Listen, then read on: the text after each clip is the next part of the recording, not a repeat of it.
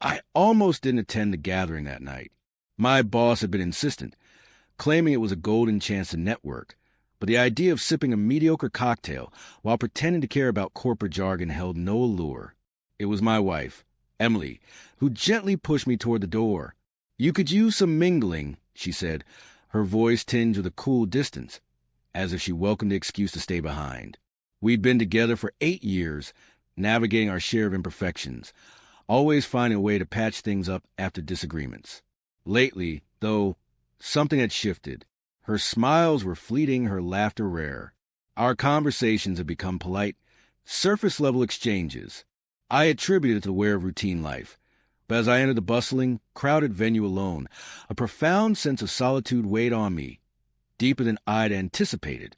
The event unfolded in a lavish downtown hotel ballroom, where dim lighting clashed with overly loud music, and everyone wore a veneer of artificial enthusiasm. I grabbed a drink and leaned against a high table in a secluded corner, half listening to the hum of nearby chatter. Then, Emily's name pierced the din. At first, I thought I'd misheard, but it came again unmistakable.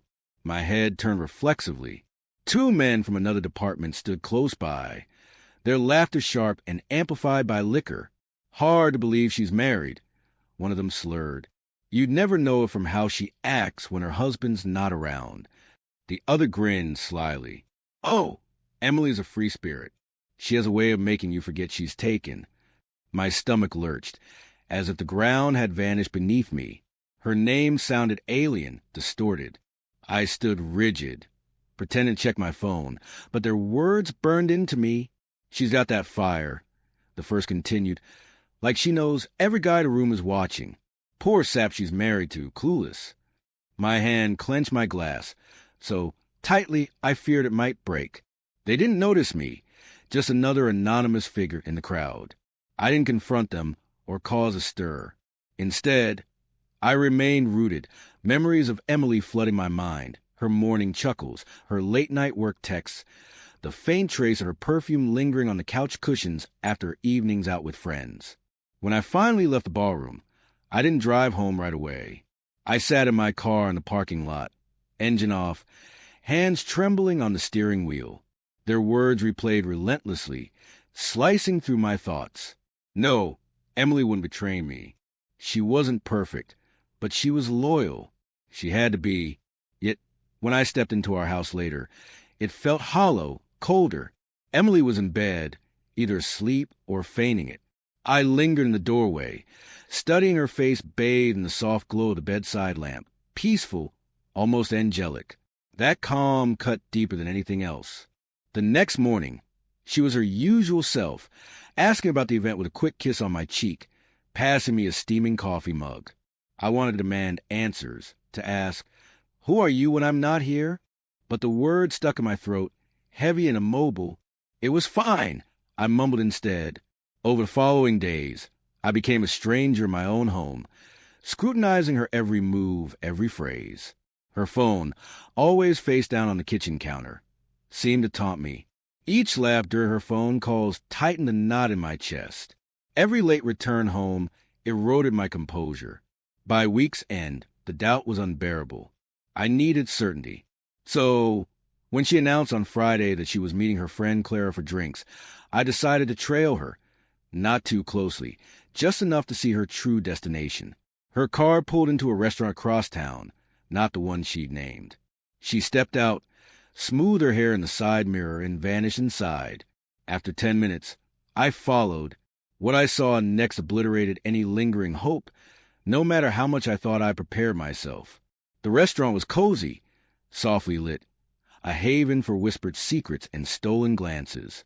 I lingered near the entrance, pretending to search for someone as my eyes adjusted to the dimness. Then I saw her, Emily, at a corner table, her back to me. I'd recognize that dress anywhere, the one she wore for our last anniversary. Across from her sat a man I didn't know, his smile warm with familiarity, perhaps something deeper. She laughed softly, tucking a strand of hair behind her ear, a nervous habit from our early days together. For a long moment, I was paralyzed.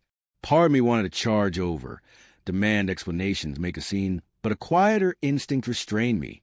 Instead, I took a seat at a far table, ordered a glass of water, and observed. I tried to convince myself it was innocent, a colleague, a friend I hadn't met, but when his hand reached across the table to touch hers, and she didn't pull away, the facade crumbled. I didn't stay long. I slipped out before they could notice me, each step heavier than the last. The night air hit me like a shock. My heart didn't pound. It sank. The drive home felt endless, each mile unraveling a memory. Our tiny first apartment, spontaneous road trips, late-night talks about everything and nothing. All of it now felt stained. When she returned home later, she smiled as if nothing had changed. "You're still up?" she said, kicking off her shoes. "Clara and I got lost in the wine." I nodded, forcing a smile. "Sounds fun." She brushed a kiss across my cheek and headed to the bathroom. I stared at my reflection in the dark television screen, seeing a stranger who knew too much. Over the next few days, I tried to maintain the charade, but something inside me had broken. It wasn't fiery anger. It was colder, quieter, like a home abandoned after a blaze. So I began searching, not for vengeance, but for clarity. I checked our bank accounts, her transactions. It didn't take long to uncover the inconsistencies. Cash withdrawals that didn't make sense, hotel receipts hidden in her email. Proof. Cold, irrefutable proof. The following Saturday, I made her coffee as usual. She came downstairs in her robe, hair messy, offering a faint smile. "You're up early," she remarked. I slid an envelope across the table. "This arrived for you," I said. She opened it, her face shifting from curiosity to horror as she saw the printed photos inside. "Emily," I said, my voice steady but unfamiliar. "I know." Silence stretched between us, thick and oppressive. She whispered, "It's not what it seems." "Then explain it." I replied, my tone alien to me. She began to speak, then faltered, tears welling in her eyes. But I'd seen too much for tears to move me. "I loved you," I said. "Maybe I still do, but the woman I loved isn't this." She reached for me, but I stepped back. "Don't," I said. "You made your choice. You just didn't think to tell me." That night, I packed a bag. She cried, begged me to stay, promised to fix everything, but I was done bearing the burden alone. Before I left, I paused in the doorway, the same spot where I'd watched her sleep after that event. "It's odd," I said softly. "I almost skipped that gathering. If I had, I might still be here, pretending we're okay. So thank you, I guess." She said nothing. I closed the door behind me, and for the first time in months, the air felt lighter, unburdened. They say you can't pinpoint the moment a marriage dies, but I could. It wasn't seeing her in that restaurant or hearing her lie to my face. It was a moment I realized I didn't need the truth to leave. I just needed peace. And that night, as I drove into the quiet darkness, I found it.